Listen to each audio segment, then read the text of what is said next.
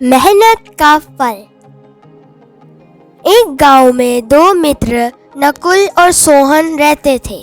नकुल बहुत धार्मिक था और भगवान को बहुत मानता था, जबकि सोहन बहुत मेहनती थी।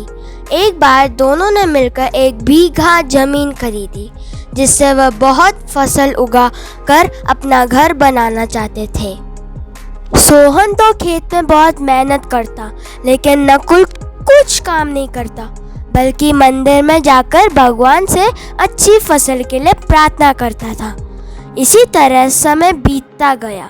कुछ समय बाद खेत की फसल पक कर तैयार हो गई, जिसको दोनों ने बाजार ले जाकर बेच दिया और उनको अच्छा पैसा मिला।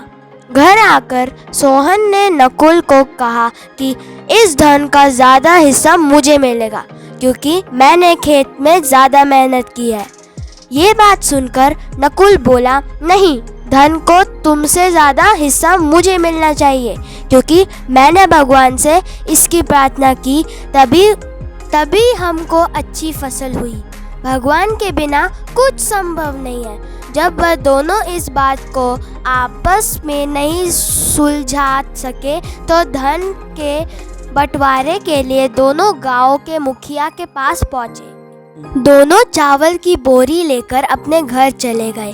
सोहन ने रात भर जाकर चावल और कंकड़ को अलग किया, लेकिन नकुल चावल की बोरी को लेकर मंदिर में गया और भगवान से चावल में से कंकड़ अलग करने की प्रार्थना की। अगले दिन सुबह सोहन जितने चावल और कंकड़ अलग कर सका, उसको ले जाकर मुखिया के पास गया, जिसे देखकर मुखिया खुश हुआ। नकुल वैसी की वैसी बोरी को ले जाकर मुखिया के पास गया।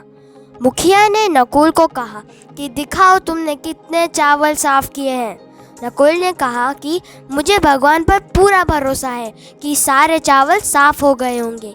जब बोरी को खोला गया तो चावल और कंकड़ वैसे के वैसे ही थे। जमींदार ने नकुल को कहा कि भगवान भी तभी सहायता करते हैं जब तुम मेहनत करते हो।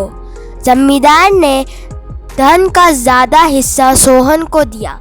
इसके बाद नकुल भी सोहन की तरह खेत में मेहनत करने लगा और अब की बार उनकी फसल पहले से भी अच्छी हुई। सीख: इस कहानी से हमें ये सीख मिलती है कि हमें कभी भी भगवान के भरोसे नहीं बैठना चाहिए। हमें सफलता प्राप्त करने के लिए मेहनत करनी चाहिए। धन्यवाद।